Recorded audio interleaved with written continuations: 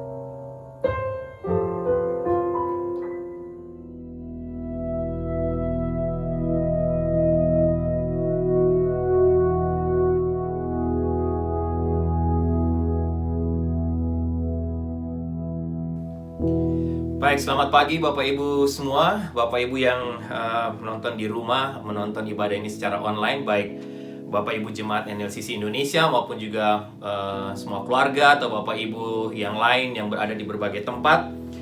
Selamat hari Minggu, selamat kita ketemu lagi. Dan hari ini kita sampai kepada topik atau tema yang terakhir dari seri khotbah tentang mengapa orang Kristen harus tahu.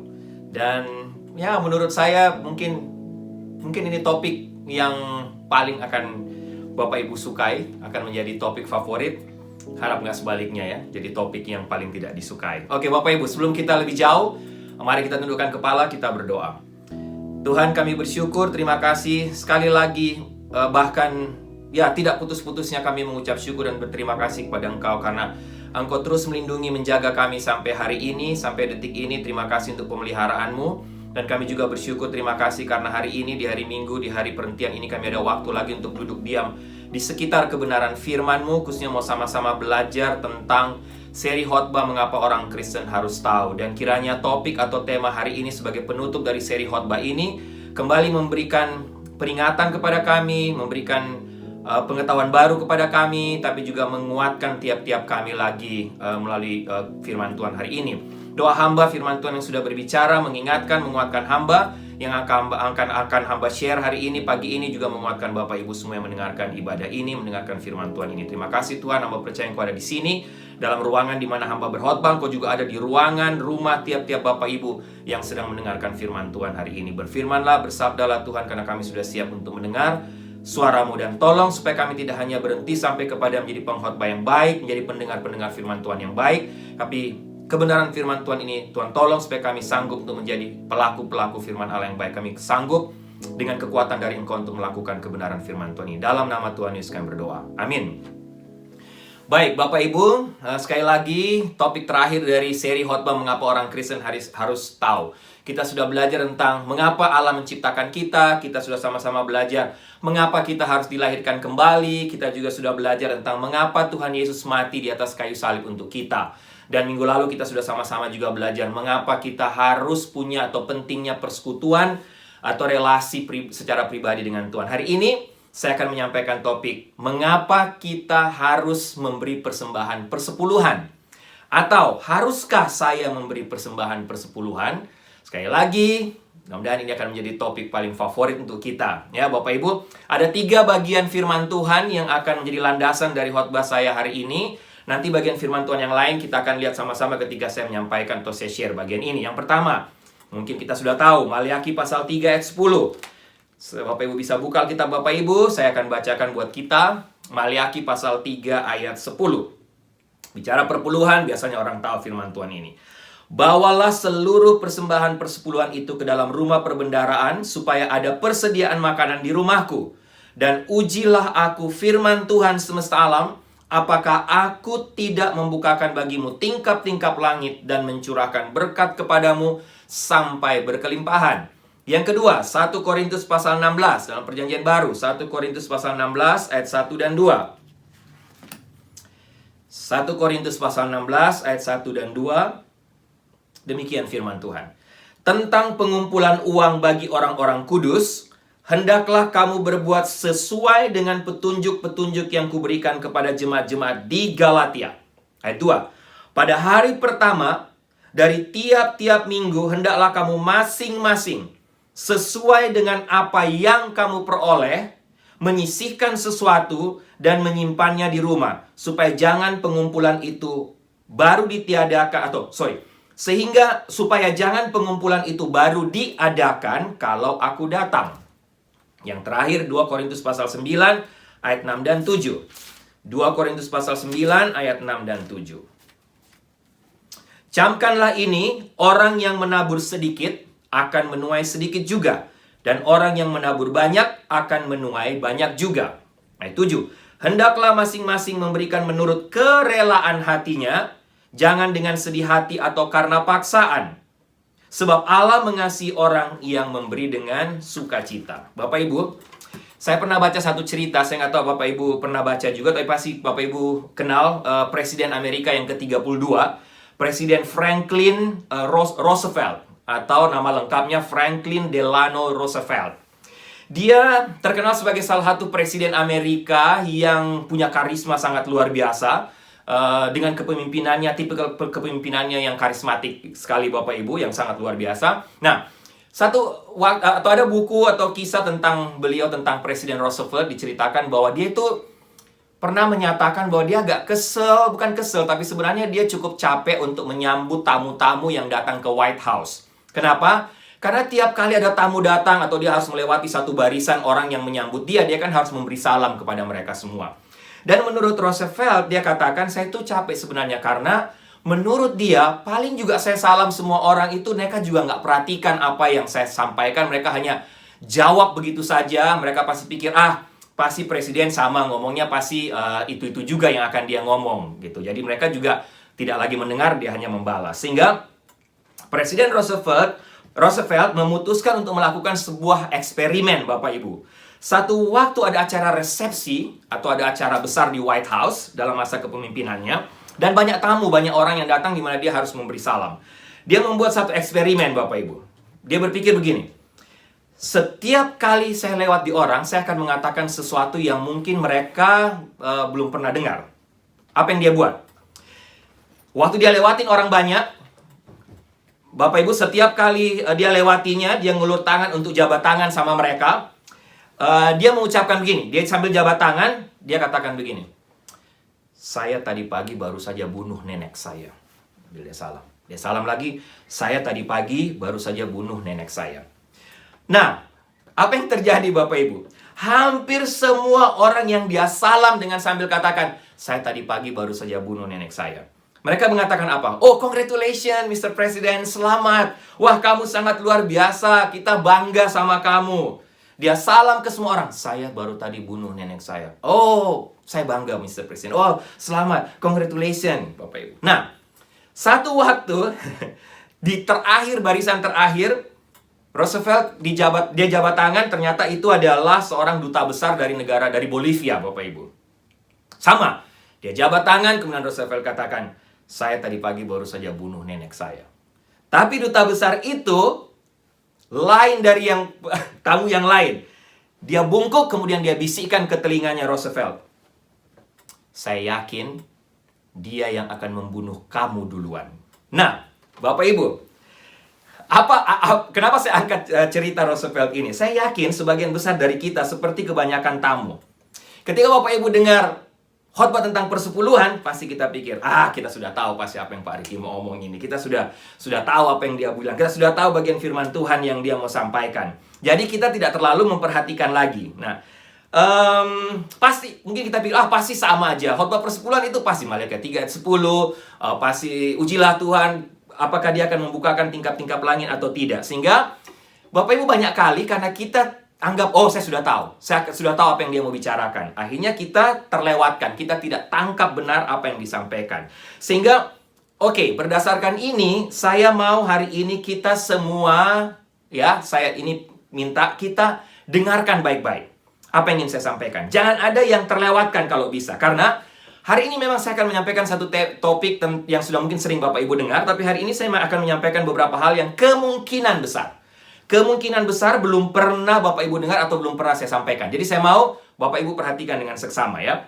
Dan hari ini khotbah saya sehubungan dengan persepuluhan saya agak berbeda. Nanti Bapak Ibu bisa lihat kenapa berbedanya. Kenapa? Di akhir khotbah saya akan serahkan semua keputusan kepada Bapak Ibu. Ya, silakan menjawab sendiri dan Bapak Ibu memutuskan sendiri apa yang ingin Bapak Ibu lakukan atau Bapak Ibu bisa jawab sendiri. Haruskah saya ini memberikan persembahan persepuluhan?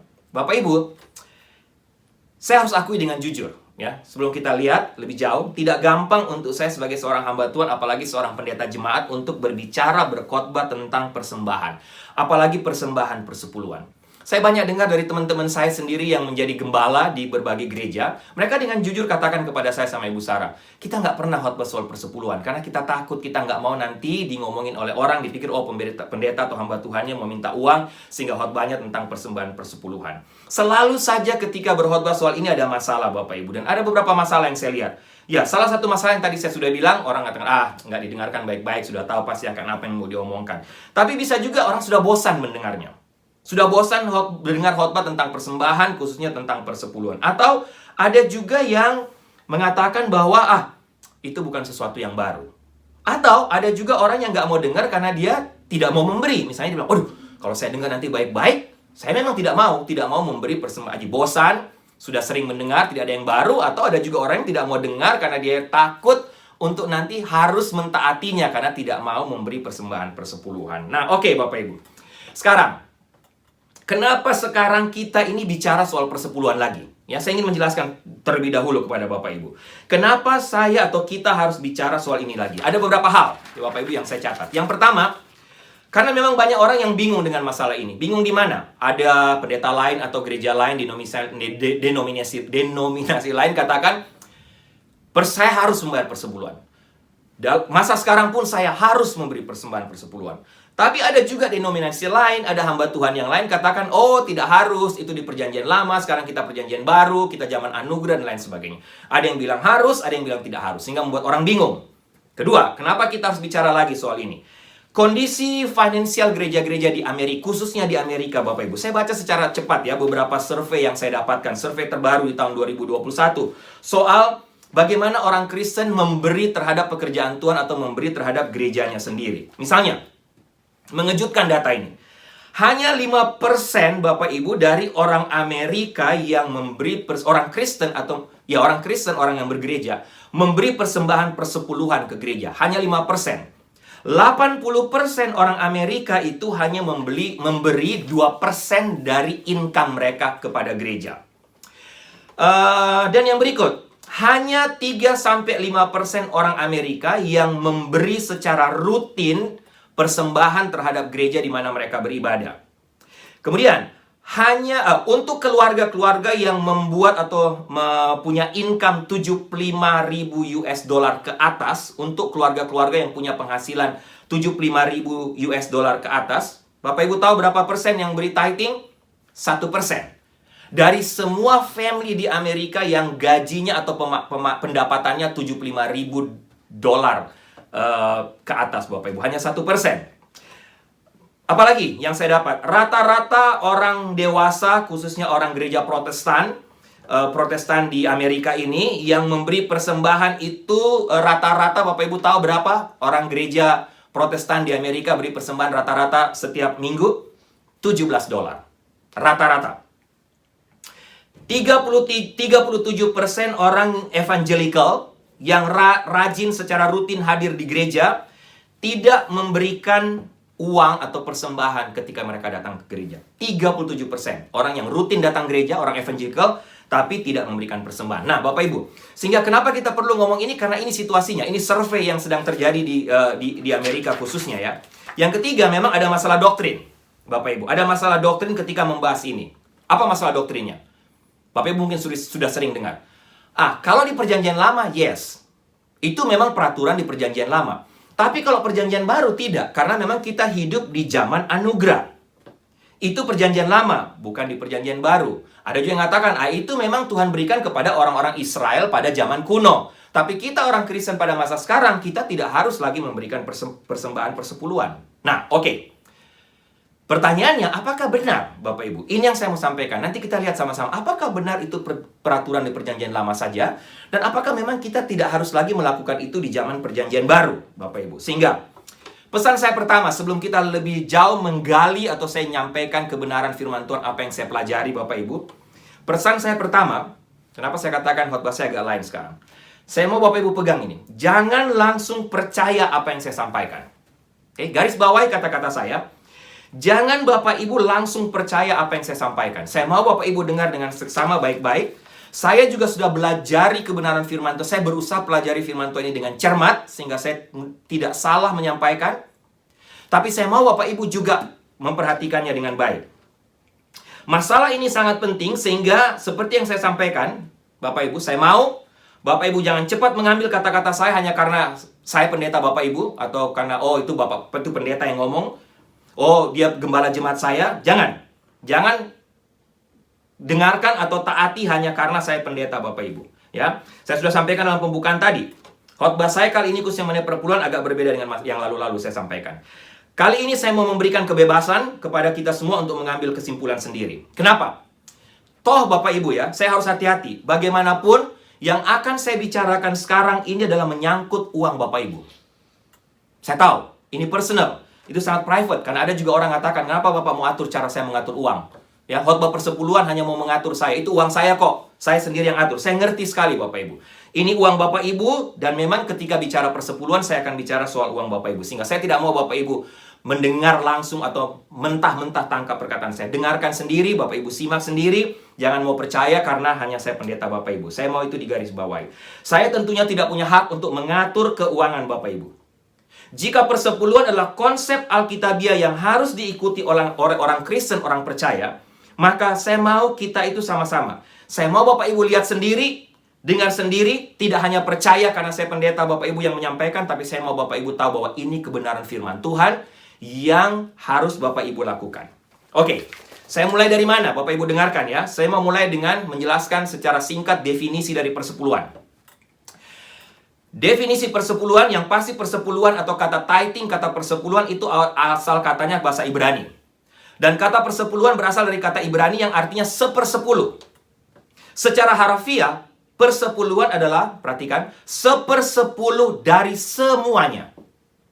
Sepersepuluh dari apapun. Sehingga dalam perjanjian lama, persepuluhan lebih dari sekedar memberikan sepersepuluh dari uang kepada Tuhan. Jika kita memiliki 10 sapi, kita harus memberikan 1 dari 10 sapi itu kepada Tuhan. Sapi yang kita berikan itu adalah persepuluhan kita juga. Jika kita memiliki 10 kilogram buah, berarti 1 kilogram harus kita berikan kepada Tuhan.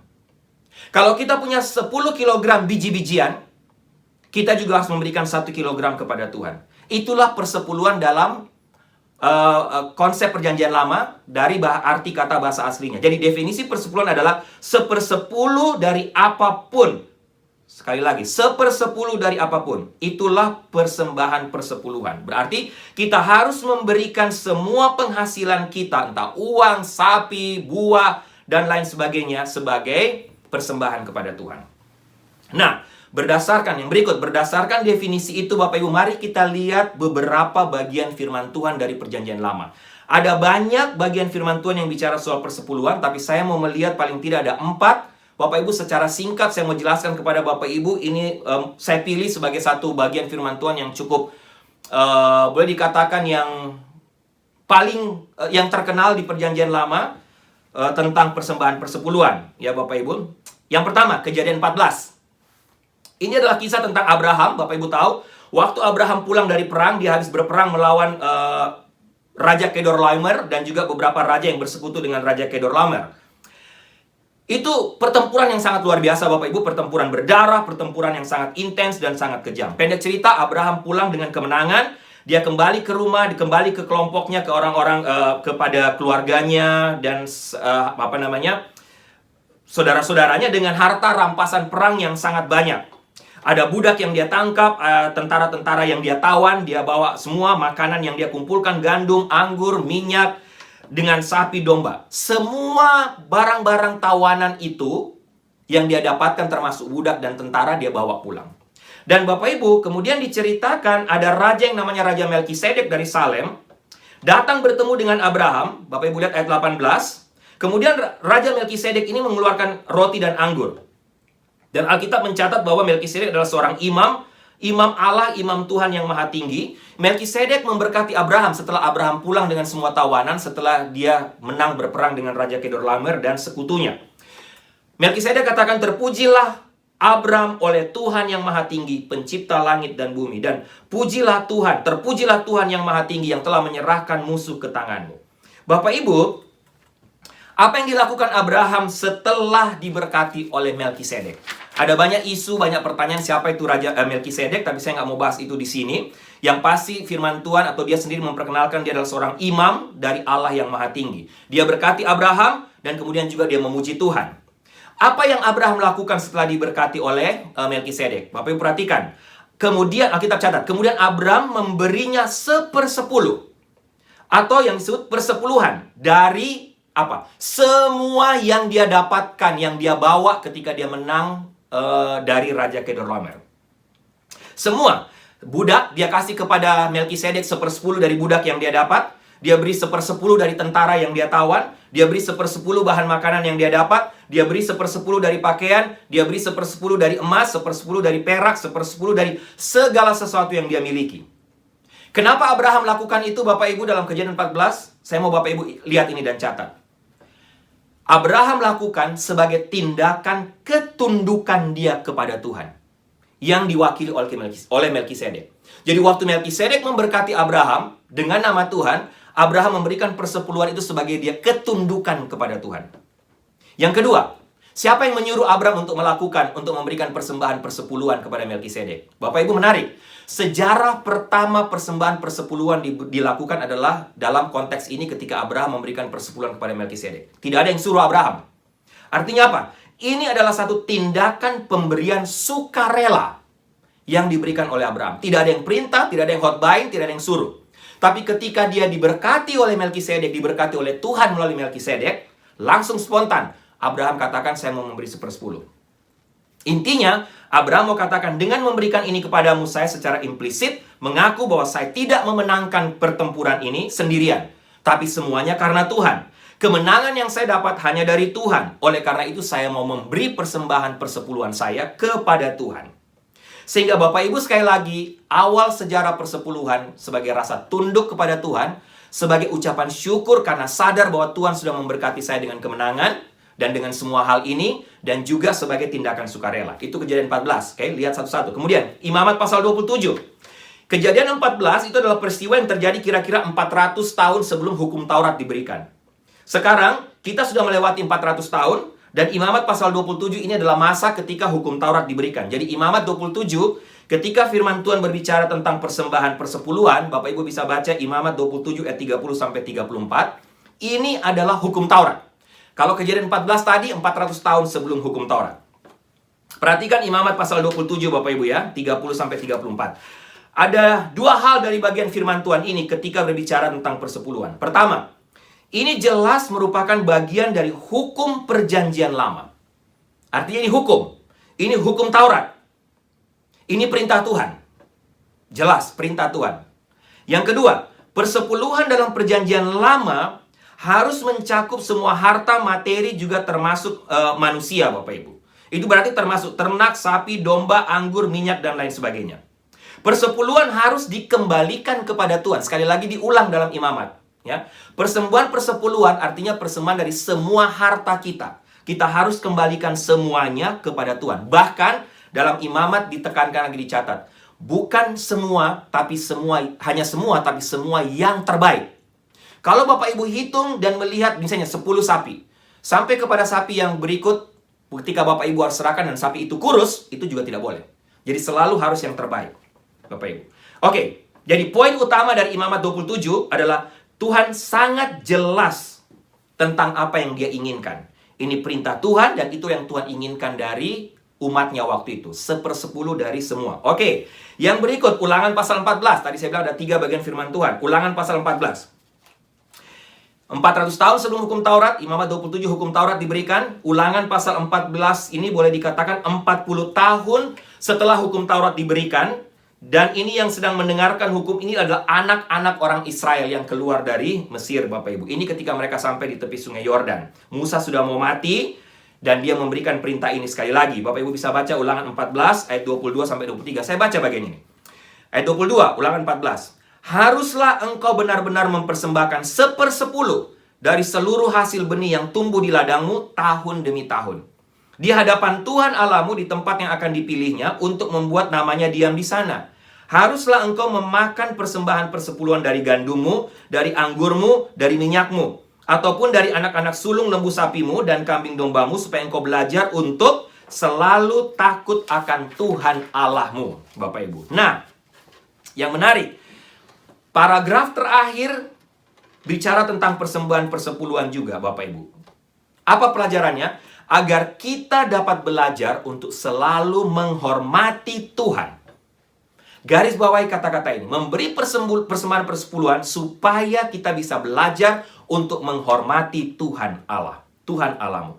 Living Bible Translation, tulisannya begini Bapak Ibu. Sehingga kita dapat selalu belajar untuk selalu mengutamakan Tuhan dalam hidup ini. Menarik. Living Translation atau Living Bible Translation menerjemahkan lebih dekat kepada arti aslinya. Kita memberikan persembahan persepuluhan supaya kita atau sehingga kita dapat selalu belajar untuk selalu mengutamakan Tuhan dalam hidup kita. Bapak Ibu, saya mau kita catat ini dengan sangat hati-hati. Ini perhatian. Itulah tujuan persepuluhan.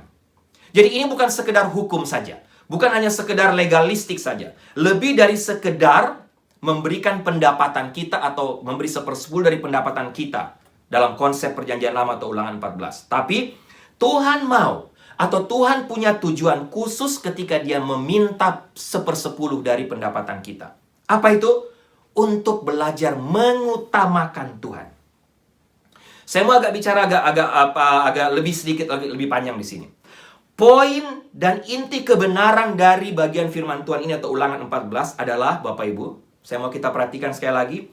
Bapak Ibu dan saya, kita semua diminta untuk mengutamakan Tuhan dalam maupun melalui pemberian kita. Sehingga Tuhan selalu menjadi yang pertama dalam setiap bidang hidup kita. Itu sebenarnya inti persembahan persepuluhan.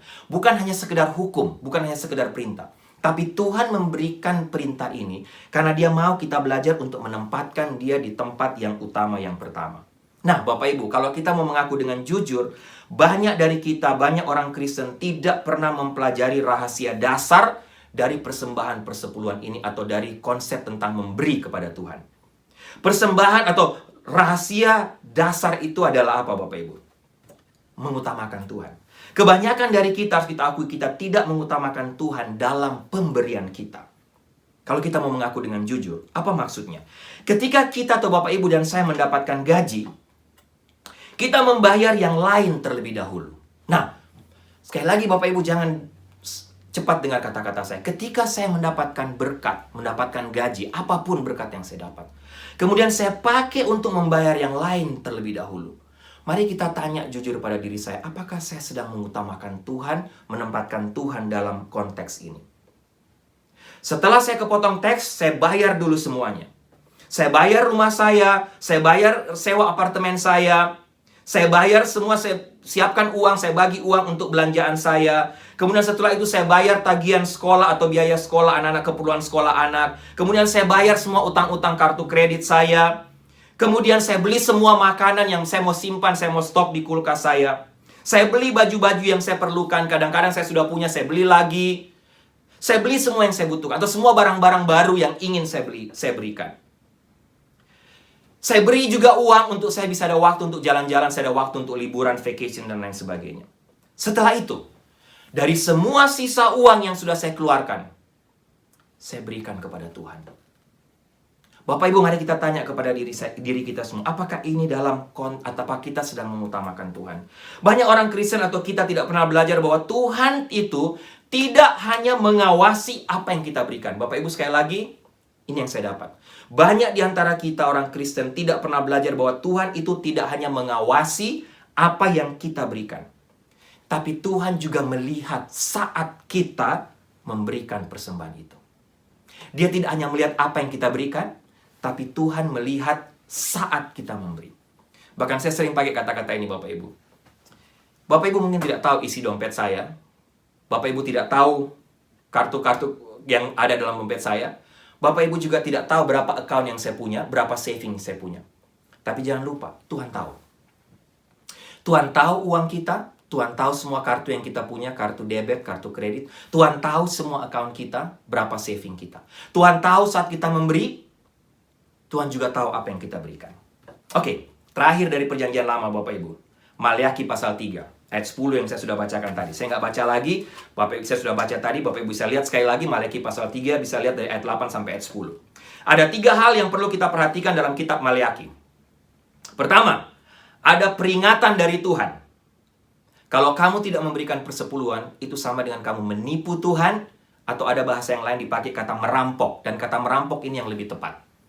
Kamu merampok Tuhan. Yang kedua, ada tantangan yang Tuhan berikan ketika kita memberikan persepuluhan. Tantangannya apa? Tuhan bilang, uji aku. Uji aku ketika engkau memberikan persembahan. Apakah aku tidak membukakan tingkap-tingkap langit untuk kamu? Apakah aku ini tidak akan memberkati kamu? Bapak Ibu bayangkan, ini challenge dari Tuhan Bapak Ibu. Tuhan menantang kita. Tuhan bilang, silahkan ketika kamu memberikan persembahan-persembahan, uji aku.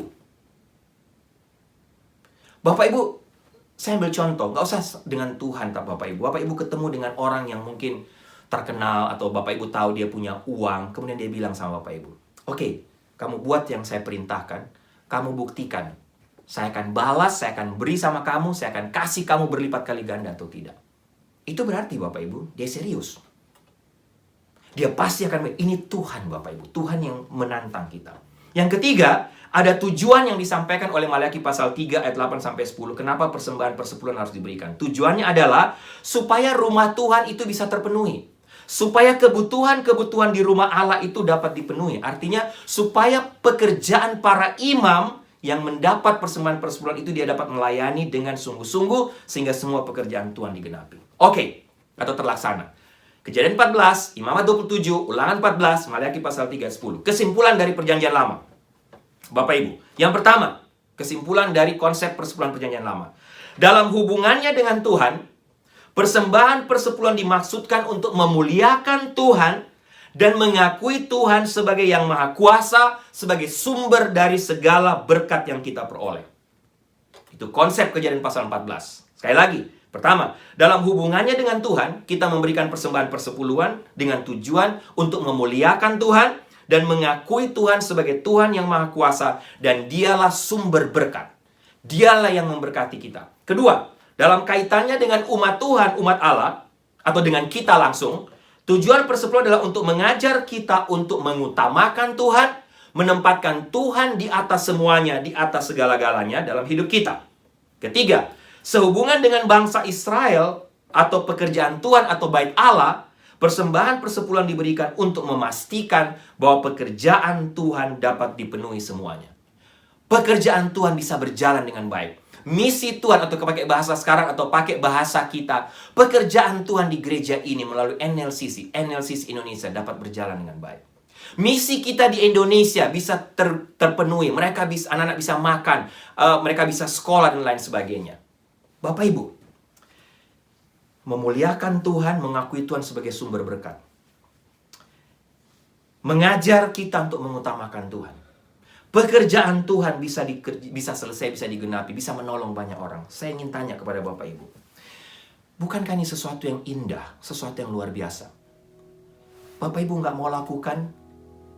Bapak Ibu atau kita tidak mau memberikan Bapak Ibu? Mari kita cek, mari kita tanya kepada diri kita masing-masing.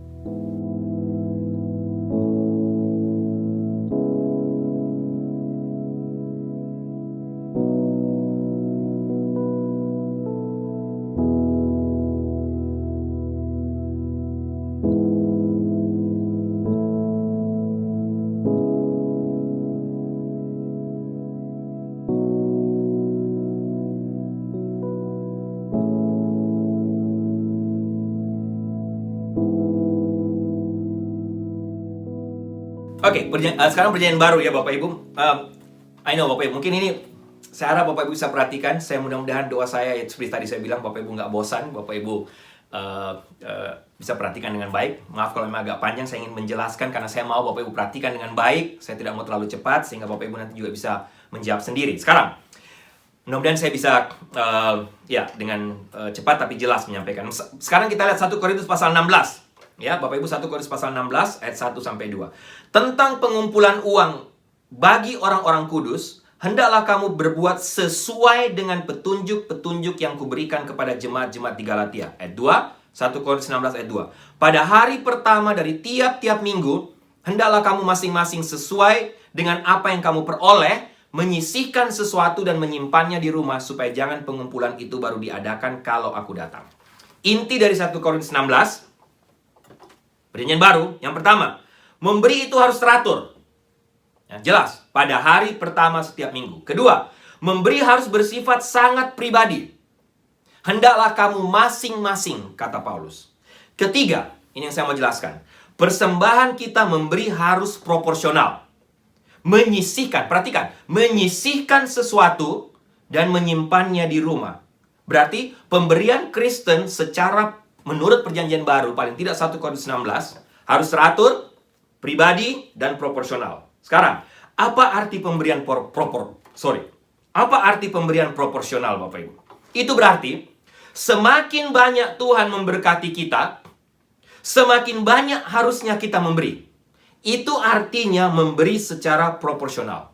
Dan itulah konsep pemberian di zaman anugerah ini, di zaman perjanjian baru. Semakin kita diberkati, semakin Bapak Ibu diberkati, harusnya semakin banyak kita memberi. Jadi jika kita memiliki sedikit berkat secara finansial atau materi, maka kita tentunya hanya bisa memberikan sedikit, kecil. Tapi semakin kita diberkati, semakin besar porsi yang dapat atau harusnya kita berikan. 10% tidak menjadi masalah lagi dalam perjanjian baru. Betul, Bapak Ibu. Pertanyaan, berapa persen harus kita berikan? Nah, survei membuktikan beberapa orang Kristen yang sangat diberkati, bukan survei, sorry Bapak Ibu, ini pandangan.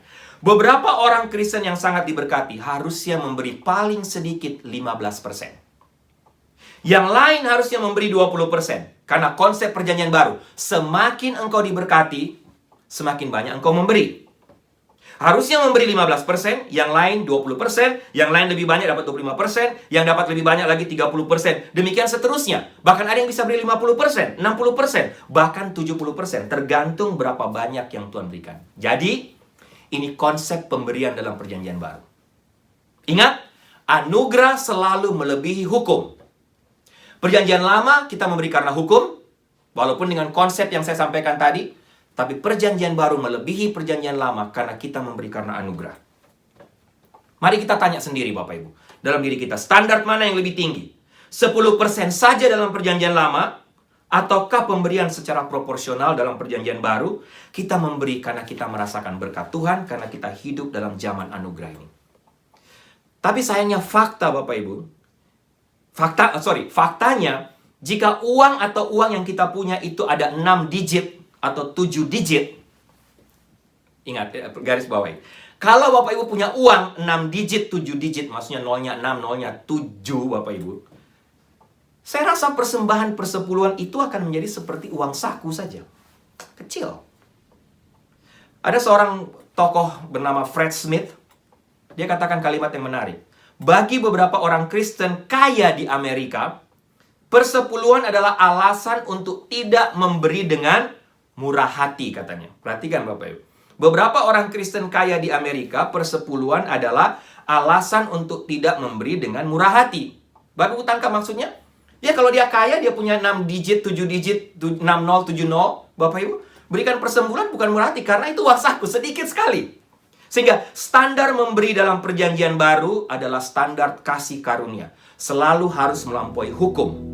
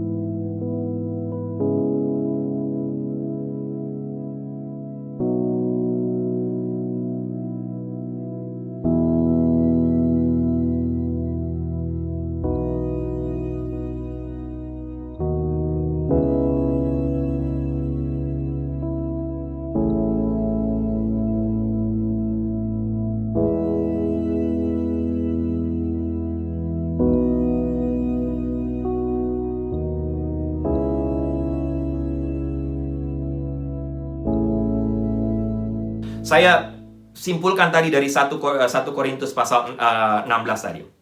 Kira-kira begini, dalam perjanjian lama, kita memberi karena memiliki perintah. Tapi dalam perjanjian baru, perintah itu menjadi model. Oh, karena orang percaya atau orang Yahudi melakukan ini di perjanjian lama, sehingga kita dalam perjanjian baru tentunya sebagai orang Kristen mau mengikuti itu sebagai model. Kira-kira begitu. Dalam perjanjian lama kita memiliki 10% saja. Dalam perjanjian baru kita memiliki lebih banyak proporsional karena Tuhan memberkati kita secara luar biasa. Tergantung berapa banyak Tuhan berikan kepada kita. Artinya tidak terbatas. Berapa persen dalam perjanjian baru sekarang menjadi proporsi Bapak Ibu. Nah, Bapak Ibu tangkap. Berikut 2 Korintus pasal 9. Bagaimana dengan berkat yang dijanjikan dalam perjanjian lama? Bapak Ibu, Maleakhi pasal 3 berkata, uji aku dan lihat apakah aku tidak akan membuka tingkap-tingkap langit. Sekarang, apakah itu juga ada dalam perjanjian baru? Saya mau Bapak Ibu saya bacakan, Bapak Ibu perhatikan baik-baik. Menurut saya, permintaan tantangan Tuhan dalam Maleakhi pasal 3 ayat 10 terulang kembali dalam bagian firman Tuhan ini ketika Paulus menyampaikan 2 Korintus pasal 9 ayat 6-7. Perhatikan, camkan ini kata Paulus. Orang yang menabur sedikit akan menuai sedikit juga, dan orang yang menabur banyak akan menuai banyak juga. Hendaklah masing-masing memberikan menurut kerelaan hatinya, jangan dengan sedih hati atau karena paksaan. Sebab Allah mengasihi orang yang memberi dengan sukacita. Sekali lagi, hendaklah masing-masing memberikan menurut kerelaan hatinya, jangan dengan sedih hati atau karena paksaan, sebab Allah mengasihi orang yang memberi dengan sukacita. Sekarang saya tanya kepada Bapak Ibu. Menurut Bapak Ibu, apakah ini tidak sama dengan Maleakhi pasal 3 ayat 10? Jelas menurut saya. Sekali lagi, cukup jelas. Kita menabur sedikit, kita menuai sedikit. Kita menabur banyak, kita juga akan menuai banyak juga. Bahkan di sini Paulus berbicara tentang konsep yang benar tentang pemberian. Dikatakan juga Bapak Ibu dalam ayat 8, dalam pasal 9, dan Allah sanggup melimpahkan segala kasih karunia kepada kamu, supaya kamu senantiasa berkecukupan di dalam segala sesuatu, dan malah berkelebihan di dalam berbagai kebajikan. Bapak Ibu, saya waktu membaca ini, saya melihat bahwa ini konsep yang tetap sama, tetap up to date, sama seperti Maleakhi pasal 3. Ketika saya merenungkan, membaca, mempelajari bagian ini, saya setuju bahwa kalau prinsip dalam perjanjian lama tetap sama dalam konsep memberi dalam perjanjian baru, zaman anugerah. Sama, Tuhan juga akan membuktikan kepada kita. Ketika kita memberi, Dia memberkati kita. Tuhan berjanji untuk memberkati orang yang mempraktekkan pemberian dengan murah hati. Bapak Ibu, tolong dicatat juga di garis bawah ya. Artinya Tuhan memberkati orang yang mempraktekkan pemberian dengan murah hati, maksudnya bukan materi, ya. Ini bukan bicara soal materi. Berkat tidak selalu bicara soal materi. Terkadang orang Kristen atau kita yang memberi dengan murah hati, atau banyak orang yang Bapak Ibu bisa lihat memberi dengan murah hati, tapi juga mereka mengalami penderitaan yang luar biasa. Tidak sedikit mereka mengalami penderitaan dalam hidup. Memberi bukanlah jaminan bahwa hidup kita akan tiba-tiba menjadi indah, jalan tol, tanpa masalah Bapak Ibu. Tapi jangan biarkan fakta ini menyesatkan Bapak Ibu dan saya sehingga kita tidak memberi. Banyak orang bilang, kenapa saya makin memberi, hidup saya makin menderita. Bapak Ibu, saya pribadi banyak mengenal anak-anak Tuhan. Mereka diberkati Tuhan secara luar biasa. Tapi mereka juga saya kenal sebagai orang-orang yang mungkin paling murah hati dari semua yang saya kenal. Sekali lagi, saya banyak kenal anak Tuhan, hamba Tuhan, anak-anak Tuhan. Mereka diberkati Tuhan secara luar biasa. Tapi mereka juga dari semua orang yang saya kenal adalah orang yang paling murah hati. Kalau memberi untuk pekerjaan Tuhan, mereka tidak tanggung-tanggung. Tapi juga Bapak Ibu, banyak saya melihat dari sekian banyak orang yang memberi dengan murah hati, orang yang saya kenal. Mungkin mereka juga adalah orang-orang yang boleh saya katakan orang yang paling punya pergumulan berat dibandingkan dengan orang lain. Tapi pergumulan berat mereka tidak menahan hati mereka untuk tetap memberi untuk pekerjaan Tuhan. Sehingga Bapak Ibu, saya memberikan kesimpulan untuk perjanjian baru, seperti saya berikan kesimpulan untuk perjanjian lama tadi. Bapak Ibu, yang pertama, yang dulu perintah dalam perjanjian lama, sekarang jadi contoh. Perhatikan. Orang bilang, oh tidak ada lagi sekarang. Oke, tapi itu contoh. Contoh yang baik untuk mengutamakan Tuhan, pekerjaan Tuhan bisa terlaksana, untuk supaya kita memuliakan Tuhan, kita menempatkan Tuhan di atas semuanya. Contoh yang baik? Yes. Kenapa kita tidak ikuti sebagai satu kebenaran? Model, tapi dalam perjanjian lama perintah, sekarang dalam perjanjian baru model. Kedua, persentase yang dulunya dalam perjanjian lama itu menjadi persentase, artinya 10%. Jangan lupa, sekarang dalam perjanjian baru Bapak Ibu menjadi proporsional. Semakin banyak kita diberkati, semakin banyak kita memberi. Dan yang ketiga, apa yang dijanjikan dalam perjanjian lama Dalam Maleakhi pasal 3:10, sekarang pun tetap menjadi janji Tuhan. Tuhan akan membukakan tingkap langit, Tuhan akan memberkati kita ketika kita taat, kita memberikan apa yang Tuhan perintahkan kepada kita. Mereka yang menguji Tuhan dalam hal memberi, tidak akan pernah kecewa, Bapak Ibu. Sekali lagi, Bapak Ibu atau kita semua, mungkin Bapak Ibu sudah ada yang merasakan, tapi jangan lupa, ketika kita memberi, kita mentaati Tuhan, kita menguji Tuhan dengan pemberian, kita tidak pernah akan kecewa, Bapak Ibu. Bapak Ibu yang saya kasih dalam Tuhan, saya mau tutup atau beberapa kesimpulan dan nanti saya mau ada kasih homework ya buat kita. Jangan kaget dulu, homework. Oke, begini Bapak, beberapa hal sebagai ringkasan. Yang pertama, kita harus hati-hati dengan dua ekstrim yang menurut saya salah ketika kita berpikir tentang persepuluhan. Saya catat atau saya kutip dari kata-kata Larry Burkett. Ya, Larry Burkett, dia katakan begini, ekstrim pertama adalah bahaya memberikan 10% secara ketat dan melihat 10% sisanya adalah milik saya. Sekali lagi, hati-hati dengan ekstrim ini. Sudah beri 10%, rajin beri 10%, tapi merasa 10%-nya itu adalah punya saya. Saya pakai semua untuk saya. Ekstrim yang lain adalah menggunakan kurangnya standar persepuluhan sebagai alasan untuk tidak memberikan apa-apa, sementara kita egois menimbun sisanya untuk keperluan kita sendiri. Berbagai excuse, kita tidak memberikan persepuluhan, tapi kita menimbun untuk diri kita sendiri, semuanya untuk kita. Marilah kita hindari dua hal ekstrim yang tadi, yang legalistik tentang persepuluhan, karena, sekali lagi, tidak ada standar. Saya memberikan apa yang saya, bukan berarti saya memberikan semau saya, tapi sebanyak yang Tuhan, seberapa banyak yang Tuhan berkati saya, Bapak Ibu. Dan yang berikut, sebagai kesimpulan, menurut saya tidak ada kontradiksi antara perjanjian lama dan perjanjian baru, selama kita menerapkan persembahan persepuluhan itu tidak secara legalistik, tidak seperti menaruh beban di hati orang, atau di orang, oh kamu harus memberikan. Tapi kita memberikannya dengan murah hati, tidak ada beban sama sekali, Bapak Ibu. Tidak ada kontradiksi. Tuhan juga tidak pernah bermaksud untuk memberikan perintah ini sebagai beban kepada kita. Tuhan mau supaya itu mengalir dari hati kita, dan toh berkatnya juga berkatnya untuk kita, Bapak Ibu. Sehingga banyak orang tanya kepada saya sekali lagi, dan kita coba tanya, Bapak Ibu tanya lagi. Apakah persembahan persepuluhan itu masih up to date? Tetap relevan? Dalam perjanjian baru? Saya bisa katakan tidak. Tidak dalam arti, karena dalam perjanjian baru, Bapak Ibu dan saya harus memberi jauh lebih banyak dari 10%. Seberapa banyak Tuhan memberkati Bapak Ibu dan saya. Itulah konsep dalam perjanjian baru. Saya mau tutup dengan beberapa kalimat penutup, dan sekali lagi homework. Jangan takut. Jadi Bapak Ibu, saya menyimpulkan dengan mengatakan saya pikir persepuluhan adalah panduan paling akurat untuk memberi bagi orang Kristen. Sekali lagi, persembahan persepuluhan atau persentase 10% adalah panduan paling akurat untuk memberi bagi orang Kristen. Ini adalah titik awal pemberian. Ini start 10%, titik awal pemberian bagi orang Kristen. Tapi saya juga tidak ingin siapapun di sini, Bapak Ibu yang mendengarkan pelajaran hari ini, mendengarkan khotbah saya, firman Tuhan hari ini, saya tidak mau Bapak Ibu juga merasa terbebani. Benar, saya tidak mau. Persepuluhan dimaksudkan untuk menjadi berkat, bukan untuk menjadi beban dalam hidup kita. Jika kita mendengar atau Bapak Ibu mendengar apa yang saya katakan dan Bapak Ibu merasa tertekan, maaf kata kalau saya ingin sampaikan. Kalau Bapak Ibu rasa, wah, saya harus memberi 10%. Waduh, apalagi perjanjian baru 20%, 30%. Bapak Ibu merasa terbeban, tidak usah memberi. Tidak usah beri 10%. Bapak Ibu lanjutkan saja seperti biasa bagaimana Bapak Ibu memberi persembahan, Bapak Ibu. Karena tujuan Tuhan bukan kita memberi karena tekanan. Berikanlah seberapa yang Bapak Ibu bisa, tanpa tekanan. Tapi kalau Bapak Ibu rasa, oh, saya mau menikmati berkat-berkat Tuhan, bukan karena saya terbeban, tapi ini perintah Tuhan, dan saya mau melakukan, Bapak Ibu lakukan. Tapi sekali lagi, saya nggak mau Bapak Ibu terbeban. Kalau Bapak Ibu terbeban, lebih baik jangan. Dan berikut Bapak Ibu, jangan pernah lupa ya, bicara soal pemberian, persembahan, atau bicara soal materi, harta, kekayaan, apa yang kita punya.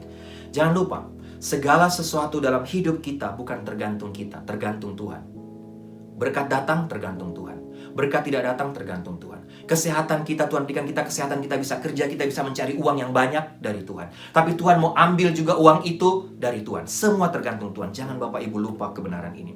Yang kedua yang saya lihat, banyak orang menjadi miskin karena tidak memberikan persepuluhan, dan bukannya tidak memberikan persepuluhan karena miskin, Bapak Ibu. Sekali lagi, dalam pengalaman sebagai hamba Tuhan, mungkin terlalu ini kalau pakai kata miskin, tapi banyak orang akhirnya terus merasa kekurangan, tidak pernah merasa cukup.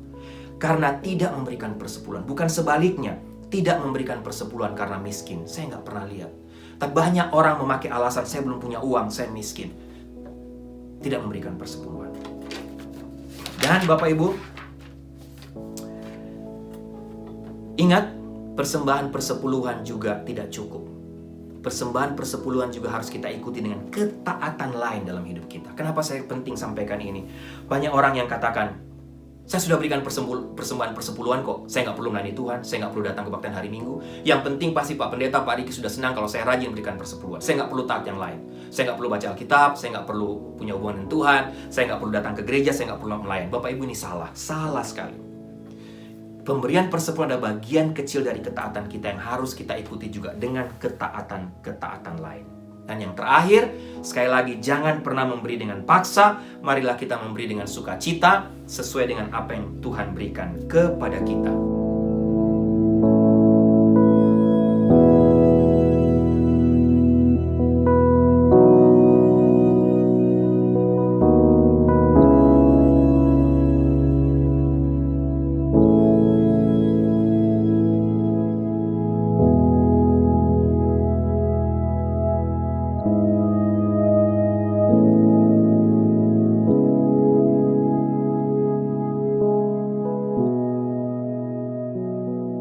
Dan Bapak Ibu, Tuhan katakan dalam Maliaki pasal 3 ayat 10, jangan lupa, ketika kita melawan perintah Tuhan ini, kita pun akan kehilangan berkat-Nya sendiri. Tuhan katakan dalam ayat 9, kamu kena kutuk karena kamu merampok aku, ya kamu seluruh bangsa.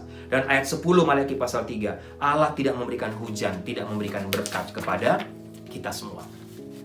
Kiranya kebenaran ini, firman Tuhan ini menjadi berkat menguatkan Bapak Ibu lagi untuk menambah pengetahuan Bapak Ibu, tapi bisa memberi lebih lagi untuk Tuhan.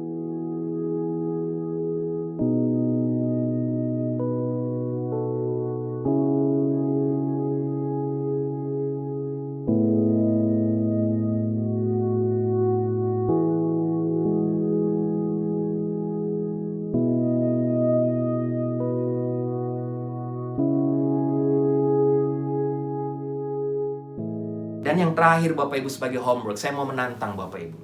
Setelah Bapak Ibu mendengar bagian firman Tuhan ini, maukah Bapak Ibu mencoba? Tuhan bilang, ujilah aku. Tapi sekali lagi, ini bukan mantra, bukan seperti astrolog Bapak Ibu, bukan yang menjual jamu, bukan menjual obat, oh nanti pasti Bapak Ibu diberkati. Tapi sederhana, Bapak Ibu mau nggak coba 90 hari, 3 bulan? 3 kali Bapak Ibu coba memberikan persembahan persepuluhan dengan benar. Dan Bapak Ibu lihat, apakah Tuhan memberkati hidup saya atau tidak. Kalau Tuhan ternyata tidak memberkati Bapak Ibu, silahkan kembali kepada cara Bapak Ibu memberikan persembahan seperti yang Bapak Ibu sudah lakukan sekarang. Tapi kalau Bapak Ibu coba 90, ini challenge 90 hari, 3 bulan Bapak Ibu memberikan persembahan dengan benar, sesuai yang apa Tuhan sampaikan hari ini. Silahkan Bapak Ibu lihat sendiri. Tapi kalau Tuhan memberkati Bapak Ibu, saksikan dan berikanlah untuk Tuhan sesuai dengan apa yang Tuhan sampaikan kepada Bapak Ibu. Kiranya khotbah persembahan persepuluhan ini tidak menjadi beban, tapi memberikan kekuatan baru untuk kita memberi lagi bagi pekerjaan Tuhan dan juga menempatkan Tuhan di atas segala-galanya. Amin. Mari kita berdoa. Tuhan, terima kasih, bersyukur untuk hari ini kami ada waktu lagi untuk mendengar konsep yang benar tentang persembahan yang selama ini menjadi isu isu teologis. Apakah memang masih up to date? Apakah masih benar kita melakukan persembahan persepuluhan pada zaman sekarang? Kiranya apa yang baru hamba jelaskan, apa yang hamba pelajari, yang hamba share kepada Bapak Ibu, memberikan pelajaran baru dan memberikan pengetahuan baru. Dan silakan hamba menyerahkan kepada semua Bapak Ibu yang mendengar. Tapi Tuhan bicara kepada mereka, Roh Kudus bicara kepada mereka.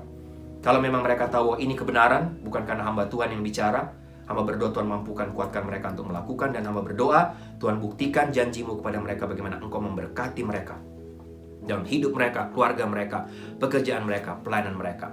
Terima kasih Tuhan untuk kebenaran firman-Mu. Hamba terbatas untuk menggali, untuk menyampaikan, tapi hamba tahu Engkau tidak terbatas. Terima kasih Tuhan. Dalam nama Tuhan Yesus kami berdoa. Amin. Bapak Ibu, kita akan mengakhiri ibadah kita hari ini dalam doa berkat. Hari ini tidak ada yang ulang tahun, Tapi saya mau kita terus saling mendoakan satu dengan yang lain. Kita terus doakan pelayanan kita doakan keluarga kita doakan, saling mendoakan supaya Tuhan terus melindungi, menjaga kita semua. Kita juga terus mendoakan bangsa dan negara kita ya, di rumah kita masing-masing. Jemaat yang kekasih, tundukkanlah kepalamu, arahkanlah hatimu pada Tuhan, dan terimalah berkat Tuhan.